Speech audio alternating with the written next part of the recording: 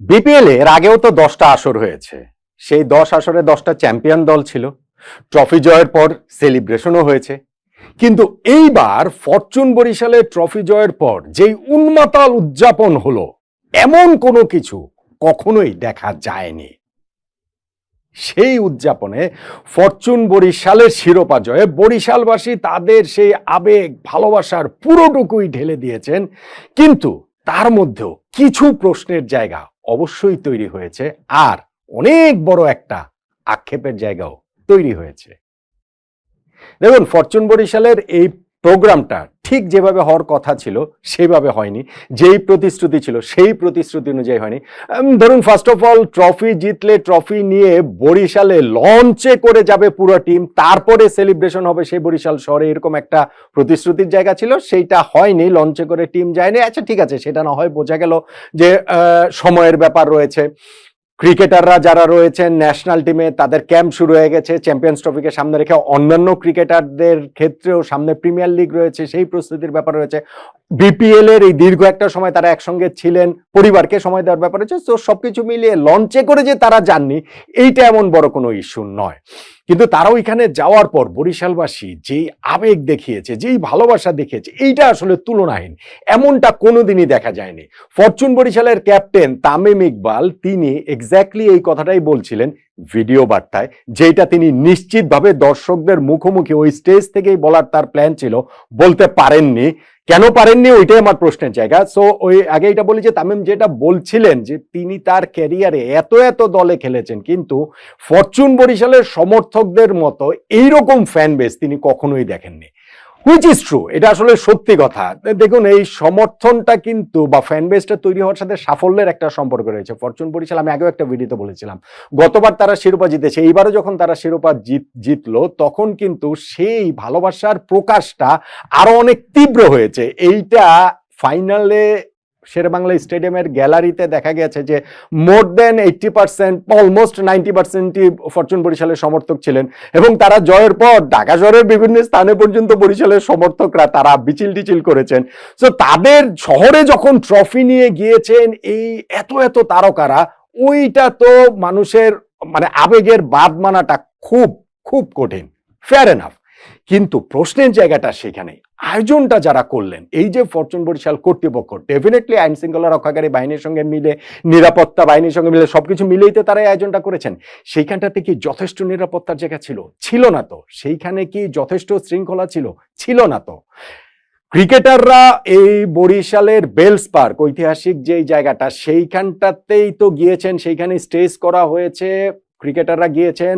তামিম ইকবাল পরবর্তীতে ভিডিও বার্তাতে বলেছেন যে তাদের প্ল্যান ছিল সবার সাথে শুধুমাত্র ওই ট্রফি ভাগাভাগি করে 5 মিনিট স্টেজে থেকে নেমে আসা না, বরং প্রত্যেকেই তাদের অনুভূতির কথা জানাবেন, দর্শকদের সঙ্গে সেই উল্লাসে উৎসবের অংশ তারা হবেন। সেই জিনিসটা তারা করতে পারেননি। তামিম ইকবাল একেবারে ক্ষমাই চেয়েছেন বরিশালবাসীর কাছে, বরিশালের সমর্থকদের কাছে, সেটা তারা করতে পারেননি বলে। কিন্তু একই সঙ্গে তিনি ওই নিরাপত্তার কথাটাও বলেছেন, সিকিউরিটির কথাটাও বলেছেন, শৃঙ্খলার কথাটাই বলেছেন। আমার প্রশ্নের জায়গা সেইখানটাতেই যে বরিশালের এত বড় একটা আয়োজন করলো, তারা ফরচুন বরিশাল কর্তৃপক্ষ কি বুঝতে পারেনি যে টানা দ্বিতীয় শিরোপা জয়ের পর প্রথমবারের মতো তারা যখন 2টা ট্রফি নিয়ে বরিশাল শহরে যাচ্ছে, এইটার সেলিব্রেশনে এইরকম বাঁধভাঙা মানুষের জোয়ার তৈরি হবে।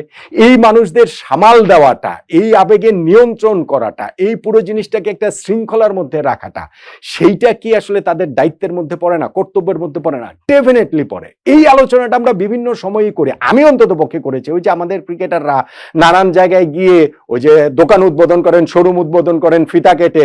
সাকিব আল হাসানের ক্ষেত্রে সেটা আমরা দেখেছি, বেশ কয়েকবার এই ঘটনাটা ঘটেছে। চিটাগাং এর একটা ঘটনার কথা আমার মনে আছে, বা ধরেন দুবাইতে গিয়েও মনে আছে এয়ারপোর্টে কি হয়েছিল।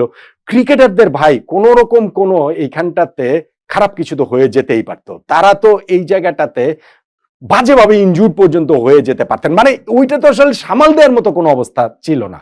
তাহলে ফরচুন বরিশাল কর্তৃপক্ষ এত ভালো একটা ইনিশিয়েটিভ যে নিল, সেইখানটাতে কি কারণে ওই বাকি আয়োজনের এই ত্রুটিগুলো কি কারণে থাকে, কি কারণে এখানে নিরাপত্তার ব্যবস্থাটা থাকছে না, কি কারণে এখানে সুশৃঙ্খল ভাবে পুরো জিনিসটা আসলে হবে না, তাদেরকে ওই দায়টা নিতেই হবে।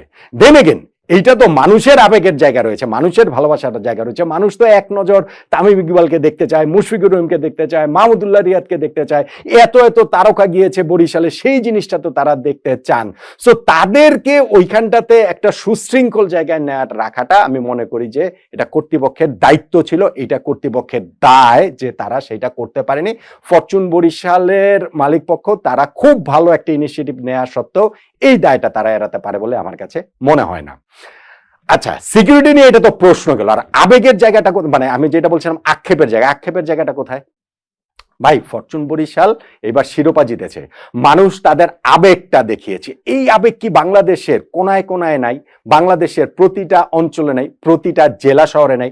অ্যাপার্ট ফ্রম ধরেন হচ্ছে এইবার বিপিএলটা খেলা হচ্ছে ঢাকার বাইরে, চট্টগ্রাম আর সিলেট। আপনি চট্টগ্রাম আর সিলেটের বাইরে অন্যান্য যে ফ্র্যাঞ্চাইজিগুলো অংশ নিয়েছে তাদের মধ্যে নাই।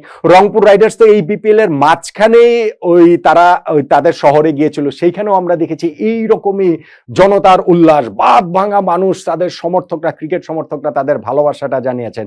তাহলে আক্ষেপের যে জায়গা সেইটা হচ্ছে গিয়ে বিপিএলটা কি কারণে আমরা এই প্রত্যেকটা ফ্র্যাঞ্চাইজির যে জেলা শহরগুলোতে ছড়িয়ে দিতে পারছে না? কি কারণে বিপিএলটা শুধুমাত্র সেই ঢাকা, চট্টগ্রাম এবং সিলেটে অনুষ্ঠিত হবে? কি কারণে বিপিএলটা ধরেন এখানে বরিশালে অনুষ্ঠিত হবে না? কঠিন, আমি জানি যে ঠিক আছে, এখানে হচ্ছে গিয়ে আবাসন ব্যবস্থার বিষয় রয়েছে, এখানে হচ্ছে গিয়ে যাতায়াত ব্যবস্থার বিষয় রয়েছে, এখানে টাইমের বিষয় রয়েছে, কিন্তু ভাই এটা কি খুব অসম্ভব? এই যে 3টা ভেন্যুতে গত কয়েক বছর ধরে খেলা হচ্ছে, এই ভেন্যুর সংখ্যা কি বিপিএল এ বাড়ানো যায় না? খুলনাতে আগে এক সময় বিপিএল এ খেলা হচ্ছে, এখন তো খুলনাতেও সেই খেলাটা হয় না। সেগুলো কি করাটা একেবারে অসম্ভব? এই মুহূর্তে আপনি বলতে পারেন অসম্ভব, কিন্তু এখন থেকে যদি সেই প্ল্যানটা নেওয়া হয়, আগামী বছর সম্ভব হতে পারে না, তারপরের বছর সম্ভব হতে পারে না, 3 বছর পর গিয়ে সম্ভব হতে পারে না। সো সেই প্ল্যানটা কে নেবে? বাংলাদেশ ক্রিকেট বোর্ড যদি সেই ইনিশিয়েটিভটা না নেয়, তাহলে বিপিএলটা সারা জীবন কি এই 2-3টা শহরেই কি অনুষ্ঠিত হতে থাকবে? এভাবেই চলতে থাকবে। আর একটা শহরে আজকে বরিশালের মানুষজন তাদের ভালোবাসা দিয়ে এই জিনিসটা আবার সামনে নিয়ে এসেছেন বলে আমার আন্ডারস্ট্যান্ডিং, আমার কাছে মনে হয়েছে যে তাদের ওই দাবির জায়গাটা প্রতিষ্ঠিত তারা করেছেন যে বরিশালেও এই বিপিএল এর ম্যাচ হোক, ম্যাচ আয়োজন করা হোক। সো সেইটা বিভিন্ন যে বরিশালে যদি সেটা মানে এটা কেন করা যাবে না, খুলনাতে কেন করা যাবে না, রংপুরে কেন করা যাবে না? আমি জানি যে আরো অনেক রকম সীমাবদ্ধতাগুলো রয়েছে, কিন্তু সেই সীমাবদ্ধতা জয় করার জন্য একটা প্ল্যান কি বাংলাদেশ ক্রিকেট বোর্ড 3 বছরের প্ল্যান, 5 বছরের পরে গিয়ে আমরা হলেও এটা করব, এরকম প্ল্যান কি আসলে তারা নিতে পারেন না? নেওয়াটা কি আসলে উচিত না? ফরচুন বরিশালের সমর্থকরা ভাই আসলে আনবিলিভেবল, সত্যিকার অর্থেই আনবিলিভেবল। আমিও আসলে ধরেন বিপিএল যখন থেকে শুরু হয়েছে, বেশি দিন আগের ঘটনা তো না, সেটা 10-11 বছর 12 বছর, সেইটা তো সব বিপিএলই তো দেখছি। এইবারের বিপিএল এ যেইভাবে ফরচুন বরিশালের সমর্থকরা সেলিব্রেট করেছে, ঢাকা থেকে শুরু করে বরিশাল পর্যন্ত গিয়ে যেটা আসলে শেষ হলো, সমাপ্তি হলো, সেইটার আসলে কোনো তুলনা নেই। তামিম ইকবাল বলেছেন যে তিনি ওই পরবর্তীতে ওইখানে স্টেজে উঠে মানুষের সঙ্গে কথা বলতে পারেনি, পরে ভিডিও বার্তা দিয়ে বরিশালবাসীর সঙ্গে, সমর্থকদের সঙ্গে তিনি কথা বলেছেন, তাদের কাছে ক্ষমা চেয়েছেন, তাদের সাথে সময় আরো কাটাতে না পারার জন্য। প্রত্যেকটা ক্রিকেটার অনুভূতি ব্যক্ত করবেন, দর্শকদের সঙ্গে সেই উল্লাসটা ভাগাভাগি করবেন, এরকম প্ল্যানটাই তো ছিল। সেই জিনিসটা আয়োজকদের অব্যবস্থাপনার কারণে হয়নি। এই প্রশ্নের পাশাপাশি ওই আক্ষেপের জায়গাটা বরিশালবাসী তাদের দাবিটা স্পষ্ট করেছে, বিপিএল এর ম্যাচ বরিশালে আয়োজন হতে হবে, আয়োজন করতে হবে। কিন্তু অন্যান্য যে দলগুলো রয়েছে তাদেরও ওই দাবিটা থাকাটা খুবই যৌক্তিক। আমি মনে করি যে বাংলাদেশ ক্রিকেট বোর্ড যদি এখন থেকে ইনিশিয়েটিভ নেয়, সেক্ষেত্রে আগামী বছরও যদি না হয়, আগামী বছর একটা ভেন্যু অন্তত বাড়ানো সম্ভব, 3টা জায়গায় 4টা করেন, তারপরে বছর 5টা করেন। আচ্ছা, 3 বছর পরে গিয়েই আপনারা না হয় হোমে নেওয়াতে মানে ভিত্তিতে বিপিএলটা আয়োজন করা হবে, সেই জায়গাটা তৈরি করেন। বিপিএল এ লাভ হয়তো অনেক টাকা, এইবার টিকিট বিক্রি থেকে ইটসেলফ 10 কোটি টাকার বেশি বাংলাদেশ ক্রিকেট বোর্ডের লাভ হয়েছে। এখন এই টাকাগুলো কি আপনি বিসিবির কোষাগারে রাখলে বেশি লাভ, নাকি বিভিন্ন জায়গায় যদি বিপিএল হয় ওইখানকার মানুষের যে ক্রিকেট উন্মাদনা সেইটাকে যদি টাচ করা যায়, শুধুমাত্র তো এটা শুধু একটা বিপিএল এর ম্যাচ আয়োজনের বিষয় না, এর সঙ্গে ভবিষ্যৎ প্রজন্মের ক্রিকেটার তৈরি হওয়া, তাদেরকে ইন্সপায়ার করা, ওই বিষয়টাও রয়েছে। এই বিষয়টা কি আসলে বাংলাদেশ ক্রিকেট বোর্ড ভেবে দেখবেন কিনা, ওইটাই ফরচুন বরিশাল যেমন তারা একটা অ্যাপিল জানিয়ে রাখলো, তাদের দর্শকরা বিশৃঙ্খলা হয়েছে, সেটাকে আমি ব্র্যাকেটবন্দি করেই বলছি, এটা আয়োজকদের ব্যর্থতা, এটা মানুষদের যে আমি খুব বেশি ব্যর্থতা। ভাই ওই আমি যেটা বলছেন 1.5 লাখ 2 লাখ মানুষ যদি হয়, তাদেরকে শৃঙ্খলার মধ্যে রাখাটা এইটা আয়োজনের সঙ্গে সম্পর্কিত, সেটা হয়তো হয়নি। বরিশালবাসী তাদের দাবিটা জানিয়ে রাখলেন যে ভবিষ্যতে বিপিএল এর ম্যাচ অবশ্যই যেন বরিশালে হওয়া উচিত এবং আমি মনে করি সত্যিকার অর্থেই যেই দলগুলো বিপিএলে অংশ নেবে প্রত্যেকটা ভেন্যুতেই তাদের হোম টিমের ম্যাচ দেখাটা তারা ডিজার্ভ করে। বাংলাদেশ ক্রিকেট বোর্ড কি সেই ইনিশিয়েটিভটা নেবেন?